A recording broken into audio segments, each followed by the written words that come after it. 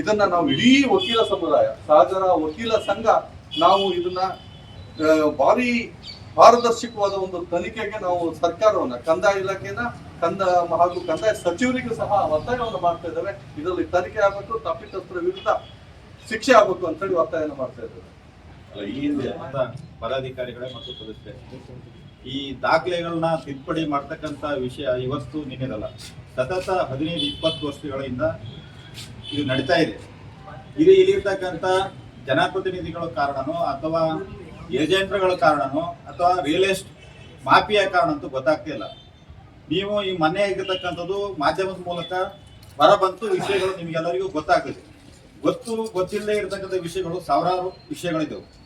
ಈ ಎಡ್ಜಿಗಳ ಮನೆ ಗ್ರಾಮ ಪಂಚಾಯತಿ ವ್ಯಾಪ್ತಿಗೆ ಸಂಬಂಧಪಟ್ಟಂತೆ ಒಂದು 20 ಗುಂಟೆ ಜಮೀನು ಖಾಲಿ ಡಿಮ್ಯಾಂಡ್ ಆಧಾರದ ಮೇಲೆ ಹೆಚ್ಚು ಕಡಿಮೆ 20 ಗುಂಟೆ ಒಳಗಡೆ 20 ಸೈಟ್ ಮಾಡಿ ಈ ಸ್ವಚ್ಛತೆ ಆಗಿದ್ದವು.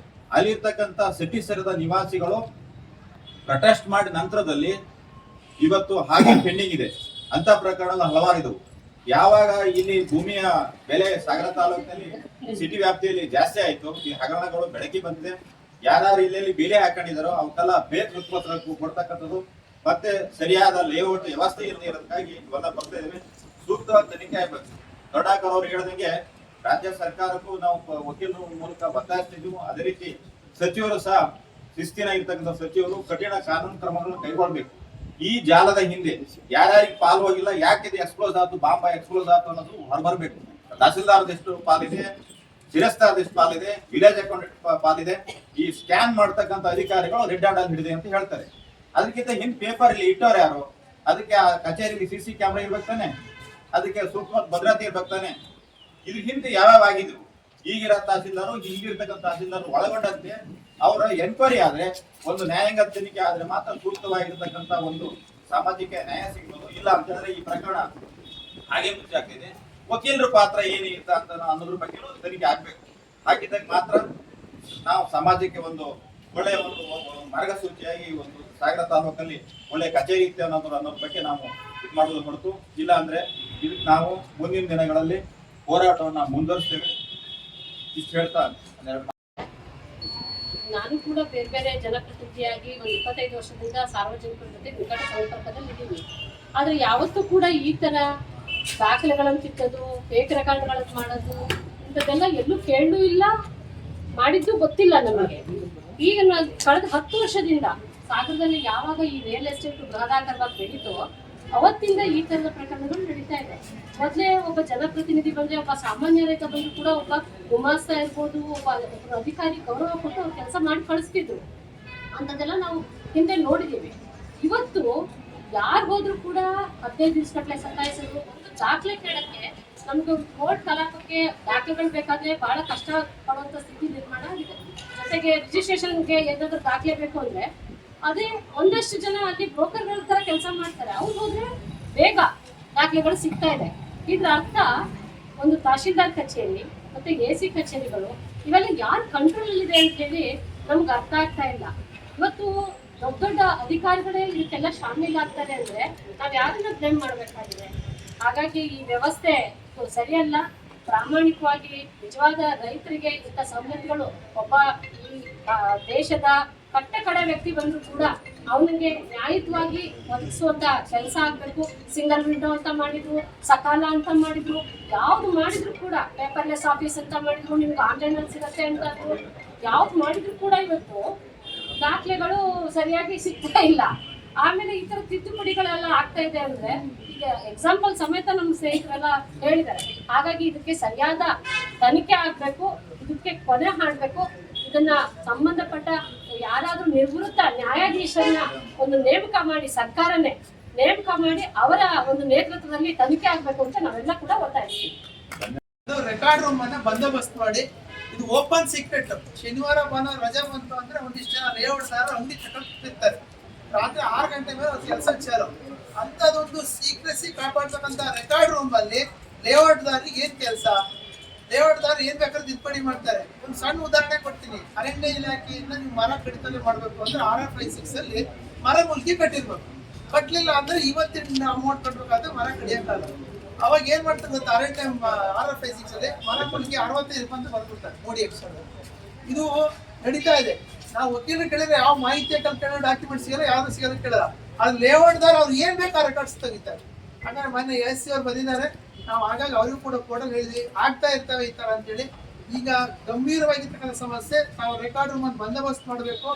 ಹಾಗೂ ಏನು ಈ ಲೇಔಟ್ದಾರರು ಮತ್ತೆ ಯಾರ್ಯಾರು ಈ ತರ ತಿದ್ದುಪಡಿ ಮಾಡಿದ್ದಾರೆ ಅದ್ರ ಬಗ್ಗೆ ತನಿಖೆ ಆಗಬೇಕು. ಯಾರೇ ತಪ್ಪು ಬಿಡಬಾರ್ದು, ನಿಷ್ಪಕ್ಷಪಾತ ತನಿಖೆ ಆಗಬೇಕು ಅಂತ ಕೇಳ್ತಾ ಇದ್ದೀವಿ.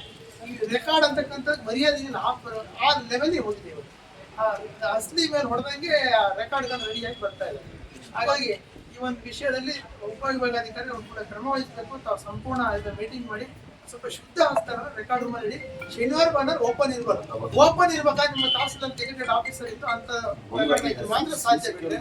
ಏನಿದೆ ಶನಿವಾರ ಭಾನುವಾರ ಓಪನ್ ಇಟ್ಟಿರ್ತಕ್ಕಂಥ ಲೇಔಟ್ದಾರು ಅವರೇ ಫೈಲ್ ತಗೊಂಡ್ರೆ ರಿಜಿಸ್ಟರ್ ಮಾಡ್ತಾರೆ, ಇದು ಮಾಡ್ಕೊ ಬರ್ತಾರೆ. RTO ಆಫೀಸ್ ಅವರು ಫೈಲ್ ಅವ್ರ ಅಂತ ಇಷ್ಟು ನಮ್ಮ ಕೋರಿಕೆ.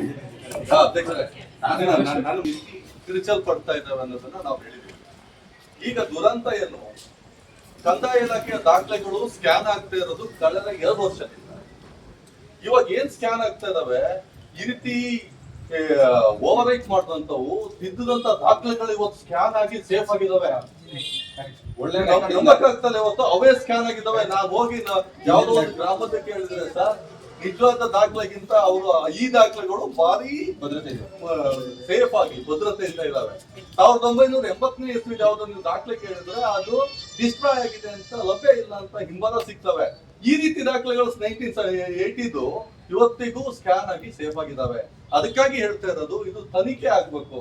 ಎಲ್ಲೆಲ್ಲಿ ಯಾವ್ಯಾವ ಊರಿನ ಯಾವ್ಯಾವ ಗ್ರಾಮದ ಪ್ರಕರಣಗಳು ದಾಖಲೆಗಳು ತಿದ್ದುಪಡಿ ಆಗ್ಯಾವೆ, ಅನುಭವ ಇಲ್ಲದೇನೆ ಇವತ್ತು ಪಾಣಿ ಮತ್ತೆ ಕೋರ್ಟ್ ಆದೇಶ ಹಿಡ್ಕೊಂಡು ಸ್ವಾಧೀನಕ್ಕಾಗಿ ಎಲ್ಲೆಲ್ಲಿ ಫೈಟ್ ನಡೀತಾ ಇದೆ ಅಂತ ವಸ್ತು ದಾಖಲೆಗಳು ಇವತ್ತು ತನಿಖೆ ಆಗ್ಬೇಕು ಅಂತ ಹೇಳಿ ವಿನಂತಿಯನ್ನ ಮಾಡ್ಕೊಳ್ತಾ ಇದ್ದಾರೆ. ಮತ್ತೊಂದು ಸರ್, ಈಗ ತನಿಖೆ ಪೂರ್ವದಲ್ಲಿ ಈಗಿರ್ತಕ್ಕಂಥ ಏನು ತಾಲೂಕು ಕಚೇರಿ ಅಧಿಕಾರಿಗಳು ಸಂಪೂರ್ಣವಾಗಿ ಅವರು ವರ್ಗಾವಣೆ ಆಗ್ಬೇಕು. ಅವ್ರು ಇಟ್ಕೊಂಡು ತನಿಖೆ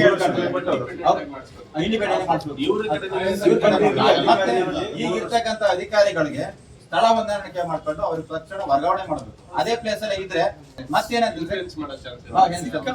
ಮತ್ತೊಂದೇನಂದ್ರೆ ಈ ತಾಲೂಕಿನ ಚಿತ್ರಣನ 15-20 ವರ್ಷದ ಸಾಗದಲ್ಲಿ ಊಟ ಮಾಡಿ ಕುತ್ಕೊಂಡವ್ರು ಎಲ್ಲಾ ಕೆಲಸ ಮಾಡ್ತಾರೆ. ಎಲ್ಲಾ ಪ್ರತಿಯೊಂದು ಇಂಥ ಗ್ರಾಮ ಅಂತ ಹೇಳಿ ತಕ್ಷಣ ಕಂಪ್ಯೂಟರ್ ಹಾಗೆ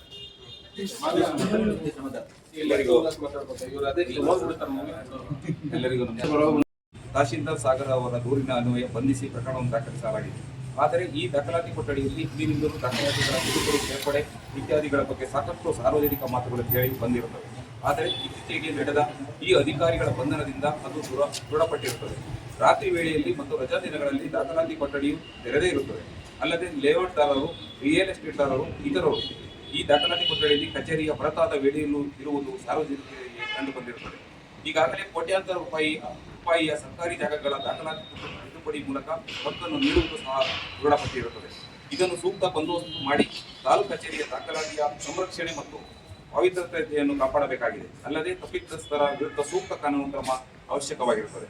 ಆದ್ದರಿಂದ ತಾವುಗಳು ಸಾಗರ ತಾಲೂಕು ಕಚೇರಿಯ ದಾಖಲಾತಿ ಕೊಠಡಿಯಲ್ಲಿ ದಾಖಲಾತಿಗಳ ತಿದ್ದುಪಡಿಯನ್ನು ತಡೆಗಟ್ಟಿ ಸೂಕ್ತ ನಿಗಾ ಇಡುವಂತೆ ಮತ್ತು ದಾಖಲಾತಿ ತಿದ್ದುಪಡಿ ಮಾಡುವ ತಪ್ಪಿತಸ್ಥರ ವಿರುದ್ಧ ಈ ಮೂಲಕ ಸಾಗರ ವಕೀಲರ ಸಂಘ ಸಾರ್ವಜನಿಕ ಕಳಕಳಿಯಿಂದ ಆಗ್ರಹಿಸುತ್ತದೆ.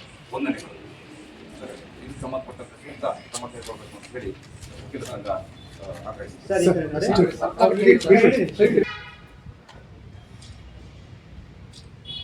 ಹೇಳಿ ಸರ್, ಇನ್ನೊಂದು ಏನು ಈ ದಾಖಲೆಗಳನ್ನ ತಿದ್ದುಪಡಿ ಮಾಡಿ ನಮ್ಮ ವಕೀಲರು ಕೂಡ ಹೇಳಿದ್ರು, ತಿದ್ದುಪಡಿ ಮಾಡಿರ್ತಕ್ಕಂಥ ದಾಖಲೆಗಳೇ ನೈಜ ದಾಖಲೆಗಳಿಗಿಂತ ಇನ್ನು ಹೆಚ್ಚಿಗೆ ಸ್ಕ್ಯಾನ್ ಆಗಿ ಮತ್ತೆ ಸುರಕ್ಷಿತವಾಗಿದ್ದಾವೆ.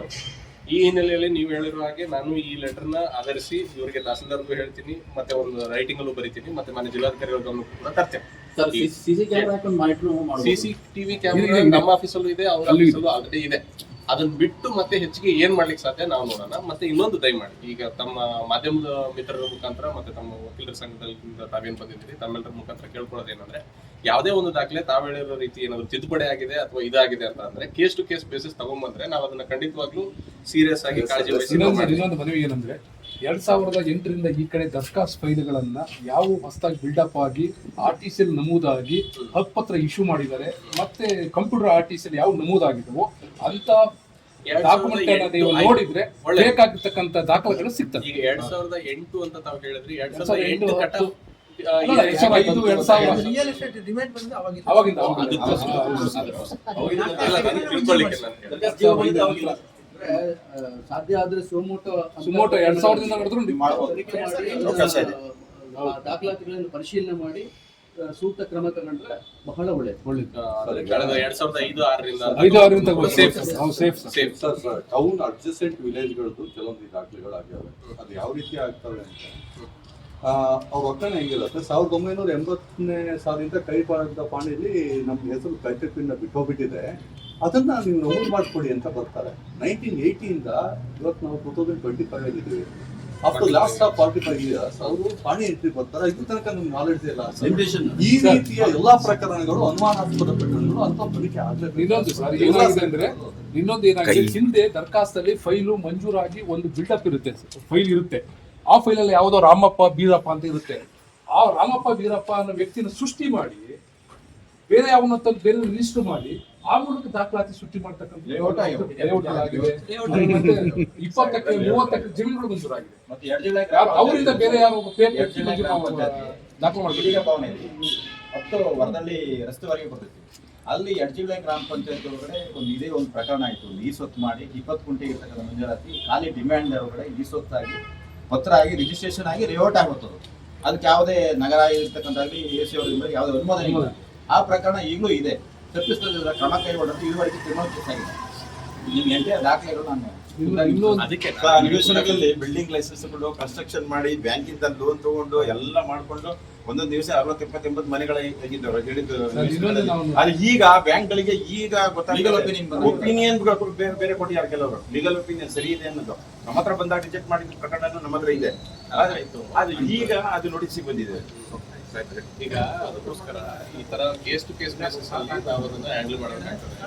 ಈಗ ನಮ್ಗೆ ಆನ್ಗೋಯಿಂಗ್ ವರ್ಕ್ ಜೊತೆಗೆ ತಾವು ಹೇಳಿರೋ ರೀತಿ ನಾವು ಮಾಡ್ಬೇಕಂದ್ರೆ ಪ್ಯಾರಲಲ್ ಮತ್ತೆ ಇನ್ನೊಂದು ಸಿಸ್ಟಮ್ ರನ್ ಮಾಡ್ಬೇಕು. ಅಲ್ಲ, ಪ್ರಾಮಾಣಿಕವಾಗಿ ನಿಮಗೂ ಕೂಡ ಗೊತ್ತಿದೆ ಎಷ್ಟು ಒತ್ತಡದಲ್ಲಿ ನಾವು ಕೆಲಸ ಮಾಡ್ತಿದ್ದೀವಿ. ಈ ಒಂದು 10 ವರ್ಷದ ಹಿಂದೆ ಕಂಪೇರ್ ಮಾಡಿದ್ರೆ ಈಗ ನಾವು ಕಂದಾಯ ಇಲಾಖೆಯಲ್ಲಿ ನಾವು ಎಷ್ಟು ಮಟ್ಟಿಗೆ ಪಾರದರ್ಶಕತೆನೂ ಹೆಚ್ಚಾಗಿದೆ, ಖುಷಿ ವಿಚಾರ. ಅದ್ರ ಜೊತೆಗೆ ಕೆಲಸದ ಒತ್ತಡ ಜಾಸ್ತಿ. ಆದ್ರಿಂದ ಅದನ್ನ ಮಾಡ್ತೀವಿ ಖಂಡಿತವಾಗ್ಲೂ. ಕೇಸ್ ಟು ಕೇಸ್ ಬೇಸಿಸ್ ತಗೊಂಡ್ಬಂದ್ರೆ ಖಂಡಿತವಾಗ್ಲೂ ನಾವು ಅದನ್ನ ಮಾಡ್ತೀವಿ ನಮ್ಮ ಹಂತದಲ್ಲಿ. ಇನ್ನ ಇದ್ರ ಮೀರಿ ತಾವೇನು ಹೇಳಿದ್ರಲ್ಲ, ಈ ಮುಂದೆ ದಾಖಲೆಗಳನ್ನು ತಿದ್ದುಪಡಿ ಆಗದೆ ಇರೋ ರೀತಿ ಮತ್ತೆ ಈಗ 2006-8 ಅಂತ ಹೇಳಿದ್ರೆ 2005-6ರಿಂದಾನೇ ಅಂತ ತಗೊಂಡ್ರು ಕೂಡ ಅಲ್ಲಿಂದ ಇಲ್ಲಿ ತನಕ ದರಖಾಸ್ತು ಪ್ರಕರಣಗಳು ಯಾವ ದುರಸ್ತಿಯಾಗಿ ಪಾಣಿ ಏರ್ಸಿದ್ದಾರೆ ಅಂತ ಪ್ರಕರಣಗಳನ್ನ ನಾವು ಮುತುವರ್ಜಿ ವಹಿಸಿ ಮಾಡ್ಬೇಕಂತ ಹೇಳಿ ನಾನು ಇದನ್ನ ಮಾನ್ಯ ಜಿಲ್ಲಾಧಿಕಾರಿಗಳ ಗಮನಕ್ಕೆ ತಗೊಂಡ್ಬರ್ತೀನಿ.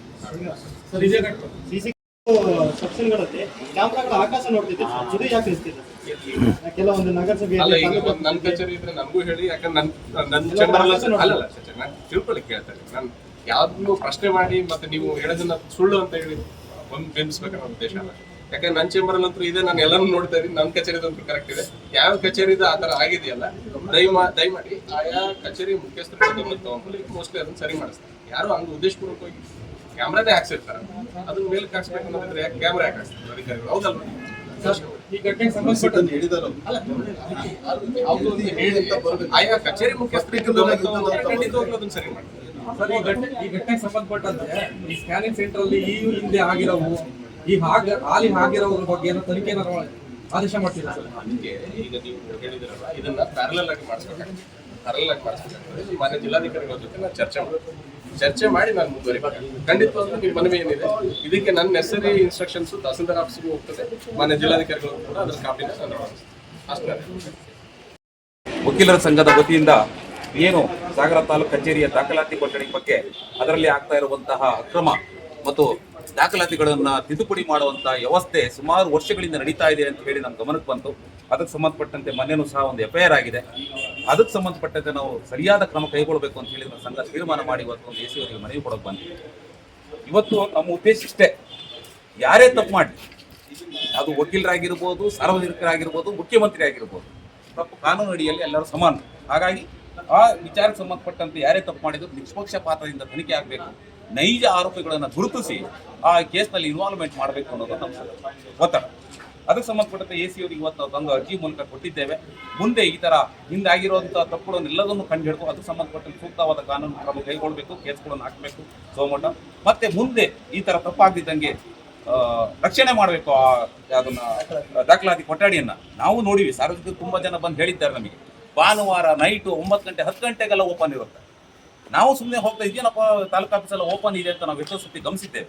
ಆದರೆ ಈಗ ನೋಡೋ ತನಕ ಇಲ್ಲಿ ಅಧಿಕಾರಿಗಳು ಅಲ್ಲಿಗೆ ವಹಿಸ್ಕೊಟ್ಟಂತ ನನಗೆ ಒಂದು ಅನುಮಾನ ಏನು ಅಂದ್ರೆ, ಫಾರ್ ಎಕ್ಸಾಂಪಲ್ ಈಗ ದಾಖಲಾತಿ ಕೊಠಡಿಗೆ ಸಂಬಂಧಪಟ್ಟಂತೆ ಒಬ್ಬರನ್ನ ನೇಮಕ ಮಾಡಿರ್ತಾರೆ. ಆ ಬೀಗ ಅವನು 10 ಗಂಟೆಗೆ ಇಷ್ಟೇ ಗಂಟೆಗೆ ಬಂದ್ ಮಾಡಬೇಕು ಅಂತ ಒಂದು ಇರುತ್ತೆ ನಿಯಮ. ಆದರೆ ಅವನ ಮೇಲೆ ಫಸ್ಟ್ ಆ್ಯಕ್ಷನ್ ಆಗ್ಬೇಕು ನಮಗೆ. ನನ್ನ ವೈಯಕ್ತಿಕ ಅಭಿಪ್ರಾಯದಲ್ಲಿ ನಾವು ನೋಡ್ದಂಗೆ, ಸಾರ್ವಜನಿಕರು ಹೇಳ್ದಂಗೆ, ರಜಾ ದಿನಗಳು, ಹಬ್ಬದ ರಜಾ ದಿನಗಳಲ್ಲೂ ಅದು ಓಪನ್ ಆಗ್ತಾ ಇದೆ. ಇವತ್ತು ನೋಡಿದಾಗ ಹೊರಗೆ ಬಂದ ವಿಚಾರಗಳು ಎಷ್ಟು ತಿದ್ದುಪಡಿ ಆಗಿದೆ. ಹಾಗಾಗಿ ಮುಂದೆ ಆ ಥರ ತಪ್ಪಾಗದಿದ್ದಂಗೆ AC ಅವರು ಗಮನ ಹರಿಸಬೇಕು ಮತ್ತು ಅದಕ್ಕೆ ಸೂಕ್ತವಾದ ರಕ್ಷಣೆ ಒದಗಿಸಬೇಕು ಅಂತ ಹೇಳಿ ಆಗ್ರಹ ಮಾಡ್ತಾರೆ. ಸರ್, ಇದರಲ್ಲಿ ವಕೀಲರು ಶಾಮೀಲ್ ಆಗಿದ್ದಾರೆ ಅಂತ ಓನ್ಲಿ ಆರೋಪ ದೃಢಪಟ್ಟಿಲ್ಲ. ನಮ್ಮದು ಇಷ್ಟೇ ಉದ್ದೇಶ. ನಾನು ಆಗಲೇ ಮಾತಾಡ್ತಾನೆ ಹೇಳಿದೆ, ತಾವು ಗಮನಿಸಿದಂಗಿಲ್ಲ. ವಕೀಲರಾಗದ್ ಬಿಟ್ಟು ಇವತ್ತು ರಾಜ್ಯದ ಮುಖ್ಯಮಂತ್ರಿ ಆಗಿರಲಿ, ಕಾನೂನು ಅಡಿಯಲ್ಲಿ ಎಲ್ಲರೂ ಸಮಾನರು.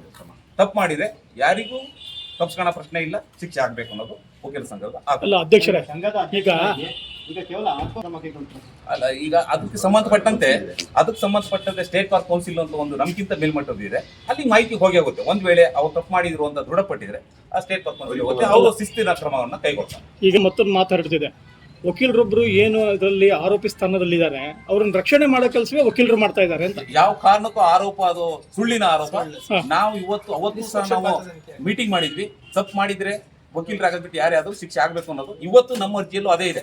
ಯಾರೇ ತಪ್ಪು ಮಾಡ್ಲಿ ನಿಷ್ಪಕ್ಷಪಾತವಾಗಿ ತನಿಖೆ ಆಗ್ಬೇಕು, ನೈಜ ಆರೋಪಿಗಳನ್ನ ಈ ಕೇಸ್ನಲ್ಲಿ ಇನ್ವಾಲ್ವ್ ಮಾಡಬೇಕು. ಈಗ ನಮ್ಮ ಅರ್ಜಿಯಲ್ಲಿ ಮತ್ತು ಅವತ್ತು ಮೀಟಿಂಗ್ ನಲ್ಲಿ ವಕೀಲರ ಪರವಾಗಿ ನಾವು ಇರ್ತೀವಿ ಅಥವಾ ತಪ್ಪು ಮಾಡೋದ್ರ ಪರವಾಗಿ ಇರ್ತೀವಿ ಅಂತ ನಾವು ಹೇಳಿಲ್ಲ. ಯಾರೇ ತಪ್ಪು ಮಾಡಿದ್ರು ಶಿಕ್ಷೆಗೆ ಅರ್ಹ.